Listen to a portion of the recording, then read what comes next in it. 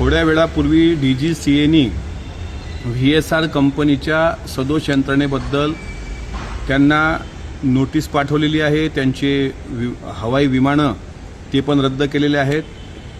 गेल्या अनेक दिवसांपासून आमदार रोहित पवार हे DGCAच्या संदर्भामधल्या ज्या शंका महाराष्ट्र आणि देशाच्या समोर उपस्थित करताना दिसत होते त्यामध्ये तथ्य होतं हे या निमित्तानं दिसून आलं।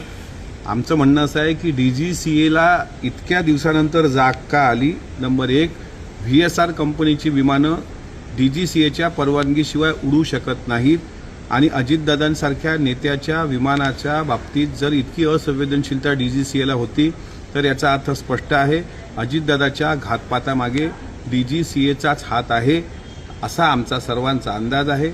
आणि DGCAच्या परवानगीनेच VSR कंपनीची ती नादुरुस्त विमानं दिल्या गेली, ती उडवल्या गेली आणि त्यांनी त्या पायलटचे 50-50 कोटीचे विमे उतरवले गेले होते अशी जी शंका आली त्यात पण तथ्य वाटायला लागले। आणि जो मी आरोप करतोय तशा पद्धतीनं तो सुमित कपूर नावाचा पायलट त्यांनी बनवून पाठवला होता का, या सगळ्या गोष्टीची चौकशी झाली पाहिजे।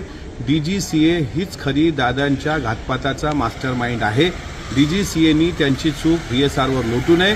DGCAचे सर्व अधिकारी सदोष मनुष्यवधाच्या गुन्ह्याखाली त्यांच्यावर कारवाई झाली पाहिजे, ही मागणी राष्ट्रवादी काँग्रेस पक्षाच्या एक सदस्य आणि अजितदादांचा एक कार्यकर्ता या नात्याने मी करतो। मात्र DGCAला महाराष्ट्र काय चीज आहे हे दिसल्याशिवाय राहणार नाही।